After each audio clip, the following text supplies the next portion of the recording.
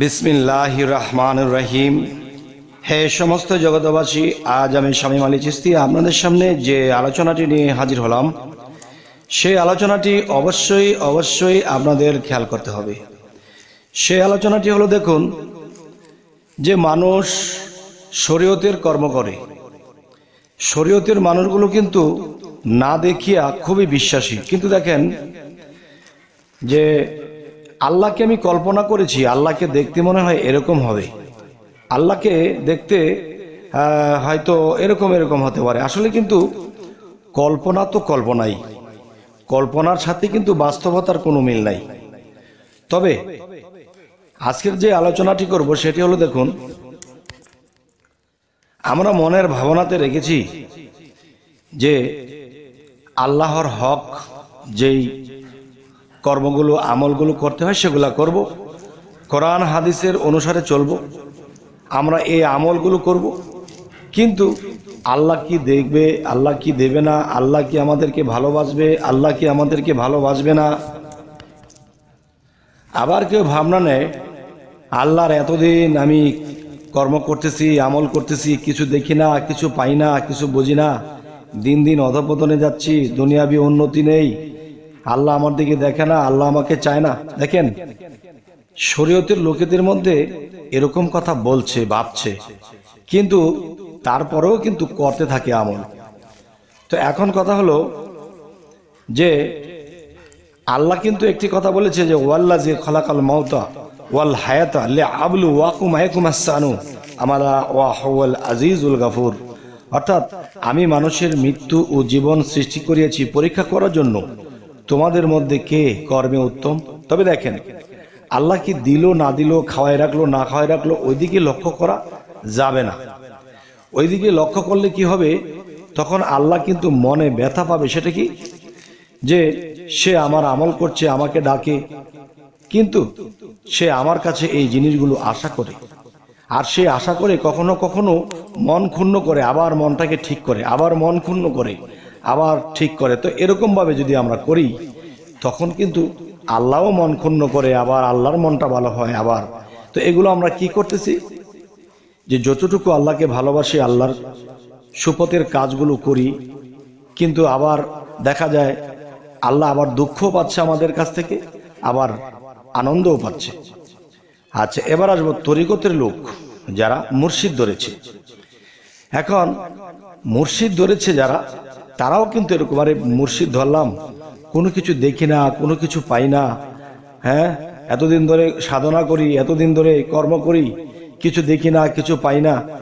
আসলে কি, একজন কামেল মুর্শিদ তো ধরতে হবে, এটা সঠিক, কিন্তু কামেল মুর্শিদ ধরার পরেও তিনি যে আমাকে কর্মকাণ্ড দিয়েছে, যে স্বভাব চরিত্র নিয়ে আমাকে থাকতে হবে, চলতে হবে, আমি কিন্তু সেভাবে চলতে পারছি না, এবং যেভাবে সাধনাগুলো দেওয়া হয়েছে সেগুলা কিন্তু আমরা নিয়মিত করছি না। তারপরেও আল্লাহ কিন্তু বলেছে, তুমি যদি অল্প করো অল্পই পাবে, তুমি যদি বেশি করো বেশি পাবে, যতটুকু করবে ততটুকুই তুমি পাবে, কিন্তু পাবো যতটুকু পাবো অতটুকুও তো পাচ্ছি না। দিন দিন শুধু অধঃপতন দেখছি, দিন দিন খালি দেখতেছি যে আমরা নিচের দিকে যাচ্ছি, মানুষে আমাদেরকে খারাপ বলে, আমাদের অর্থনীতি নেই, চলতে ফিরতে পারি না।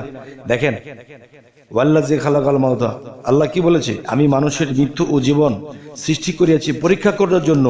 যে এই জন্যই কিন্তু একটা কথা বলা হয়, আল্লাহ যখন আমাদেরকে যে অবস্থায় রাখে, সেই অবস্থায় থেকে আলহামদুলিল্লাহ বলতে হবে, যে আল্লাহ তুমি যেরকম রেখেছো আলহামদুলিল্লাহ। তখন আল্লাহ দেখবে, তাকে আমি পরীক্ষা করেছি, তাকে অর্থনীতিতে কষ্ট দিয়েছি, সমাজের চাপে রেখেছি, এবং সে ভালো করে খেতে পারেনি, তারপরেও সে আলহামদুলিল্লাহ বলতেছে। এরকম প্রায় প্রায় যখন আল্লাহর কাজগুলো করা হয়, আর যখন আলহামদুলিল্লাহ বলা হয়, এবং আল্লাহর কাজ নিয়মিত করা হচ্ছে, কিন্তু আল্লাহ আমাদেরকে ওই সাহায্য সহযোগিতা ওরকম কিছু দিয়ে আমাদেরকে ভালো রাখছেন না, তারপরও আলহামদুলিল্লাহ বলি, এক সময় আপনার দিন ঘুরিয়ে দেবে আল্লাহ। কেননা আপনি পরীক্ষায় পাশ হয়ে গেছেন, কারণ সুখে দুঃখে যে অবস্থায় থেকেছেন আলহামদুলিল্লাহ বলেছিলেন। তো আজকের কথা হলো যে যারা মুর্শিদ ধরেছে এবং নিয়মিত সাধনা করেছে, যাদের মনের মধ্যে আছে, আরে আল্লাহ পরীক্ষা করে বলে সবসময় কি মানুষের লাঞ্ছনার মধ্যে রাখবে? সবসময় কি মানুষের তলে ফেলে রাখবে? অর্থনীতিতেও ভালো নেই, খাওয়া দাওয়া চলাফেরা কোনো দিকেই সুখ নেই, শান্তিতে নেই। আল্লাহ কি একটু তো দেবে, একটু তো দেখবে আমাদেরকে? আচ্ছা, তাহলে দেখেন, আমার জীবনের ঘটনা না বলি, আমি অন্য কোনো অলিয়া উলিয়ার কথা আমি আপনাদেরকে বলবো। সে আউলিয়াটি আসলে সে যে আউলিয়া হয়ে আছে সে এটাও বুঝতে পারে না, এবং সে যে কর্ম করতেছে, সাধনা করতেছে, আর এটার ফল যে সে পাচ্ছে এটাও সে বুঝতেছে না। আচ্ছা, এটার বিষয়টা আমি আপনাদেরকে বলবো।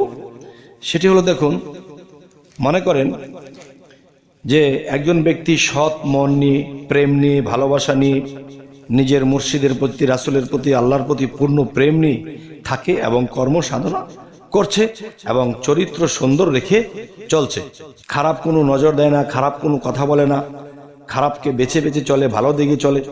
কিন্তু সেই লোকটি বুঝতেই পারছে না যে সে এর বিনিময়ে কি পাচ্ছে, কিছু দেখতেও পায় না।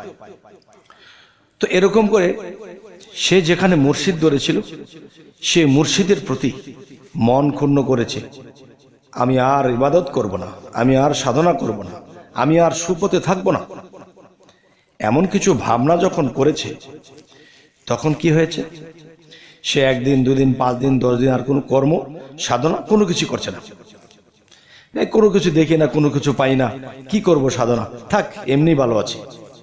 সে যখন সব ছেড়ে দিল, তখন তার মুর্শিদ এসেছে, তখন দেখতে পাচ্ছে তার রাসূলও এসেছে, আর তার মুর্শিদ বলতেছে, বাবা তুমি তো বাস্তবে আমাকে চিনো, কিন্তু দিনের নবী যিনি রাসূলুল্লাহ সাল্লাল্লাহু আলাইহি সাল্লাম, যিনি পৃথিবীতে ছিলেন, তিনি কিন্তু তুমি কখনো দেখোনি।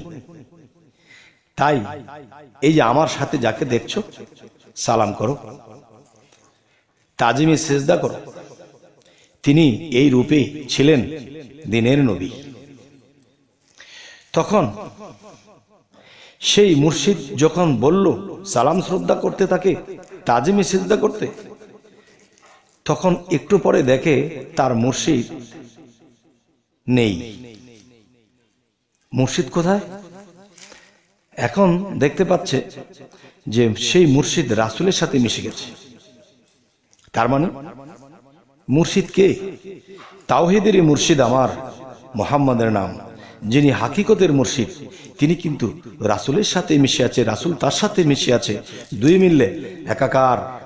এখন সেই রাসূল বলতেছে, আর সেই রাসূলের মুখ দিয়ে বের হচ্ছে কি? নূরের জ্যোতি, তার শরীর থেকে নূরের জ্যোতি বের হচ্ছে।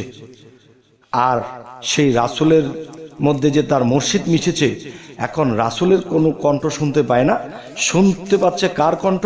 তার মুর্শিদের কণ্ঠ শুনতে পাচ্ছে, সেই রাসূলের মুখ দিয়ে বার হচ্ছে, সুবহানাল্লাহ। তখন সেই রাসূল বলতেছে যে, বাবা তুমি মন ক্ষুণ্ণ করেছে কেন? তুমি যে নিয়মিত সাধনা করতে, সে তো দেখি, সে তো আমি পাই, তুমি যে আমার নামে দুরূদ পাঠ করো, তোমার মুর্শিদের নামে যে তুমি দুরূদ পাঠ করো, তাকে যে ভালোবাসো, সেটা তো তোমার মুর্শিদের ভিতরে থেকে আমি সেটা পাই, সেটা দেখতে পাই। কিন্তু তুমি তোমার ভিতরে ভাবনা নিয়েছো, কিছু দেয় না, কিছু পাই না, কিছু দেখি না, তুমি কর্ম থেকে বিরত হয়ে গেছো। এরকম করলে তো তুমি আবার সেই আগের জায়গায় চলে যাবে। তুমি যে উচ্চস্তর লাভ করেছো, তুমি যে আল্লাহর বন্ধু হয়েছো, তুমি তো সেটা বুঝতে পারছো না। তুমি পাওনি মানি, তুমি আমার সাথে আসো দেখি, তোমাকে দেখিয়ে দিই, আসো দেখি আমার সাথে। তখন অনেকগুলো গোডাউন দেখালেন, নেকের গোডাউন, তার মানে তার আমলের যে শক্তি, পাওয়ার, যে জিনিসগুলো সে কামিয়েছে সেই জিনিসগুলো দেখতে পাচ্ছে। এবং যেখানে দেখতে পাচ্ছে সেই জিনিসের গেটের মধ্যে লেখা আছে কার নাম? এই ভক্তের নাম লেখা আছে। ওই যে দেখো, তুমি যে কর্ম করেছো এটা জমা রাখা হয়েছে আল্লাহর তরফ হইতে। ওই যে একটা গোডাউন দেখছো, এটাও তোমার নামে, এটা জমা আছে। ওই যে একটা গোডাউন দেখছো, এটার গোডাউনের গেটের মধ্যে তোমার নাম লেখা আছে, এই গোডাউনটি তোমার, তুমি কামাই করেছো। কিন্তু এগুলো আল্লাহর কাছে রাখে। কেন রাখে? যে দেখো, বাহ্যিকভাবে যদি কোনো ছেলে মেয়ে কাজ করে, ব্যবসা করে, কোনো চাকরি করে, তখন বাবা মার কাছে যখন টাকা পয়সা এনে দেয় তখন বাবা মা কি করে? এটাকে জমা করে রাখে, এটা আমার ছেলের ভবিষ্যৎ হবে। ঠিক তোমার যে কামাই সম্পদ তুমি যা আল্লাহর কাছে অর্জন করেছো তা তোমাকে আল্লাহ দেখাচ্ছে না, দিচ্ছে না। কেন? তুমি যদি কখনো এগুলার অহংকারে বসো, এই অহংকারে যদি তুমি বলো আমার এটা আছে, আমার এই পাওয়ার আছে, আমার এই শক্তি আছে, আমার এটা আছে সেটা আছে, তখন কিন্তু আল্লাহ বেজার হয়ে যাবে। তোমার সেই সম্পদ তোমার কোনো কাজে আসবে না, তোমার সেই সমস্ত কিছুই ধ্বংস হয়ে যেতে পারে, আল্লাহ তা মিশিয়ে দিতে পারে। এই জন্য আল্লাহ তোমাকে বাঁচিয়ে রাখার জন্য, ভালো রাখার জন্য আল্লাহর কাছে তোমার সম্পদগুলো জমা রেখেছে। হে সমস্ত জগতবাসী, আজকে এই আলোচনাগুলো কেন করলাম? এই জন্যই করলাম, পৃথিবীতে অনেক পীরের মুরিদ আছে, যদি কামেল মুর্শিদ ধরেও থাকে, যদি ভালো কর্ম করেও থাকে, তারা বুঝতে পারছে কিছু দেখছে না, কিছু পাচ্ছে না, তাদের মন ক্ষুণ্ণ হয়ে যায়। তাদের মন যেন ক্ষুণ্ণ না হয়, এই জন্য আজকের এই আলোচনাটি করলাম। এই আলোচনাটি আপনাদের কেমন লাগলো? ভালো লাগলো অবশ্যই জানাবেন, খারাপ লাগলো অবশ্যই জানাবেন। তবে হে সমস্ত জগতবাসী, এই ধরনের আলোচনা যদি আপনারা পেতে চান অবশ্যই সাবস্ক্রাইব করে নেবেন, এবং যদি ফেসবুক হয় তবে অবশ্যই ফলো করে রাখবেন, যাতে করে আবার আপনাদের সাথে সাক্ষাৎ হয়ে যায়। তো সকলে ভালো থাকবেন, আল্লাহ হাফেজ।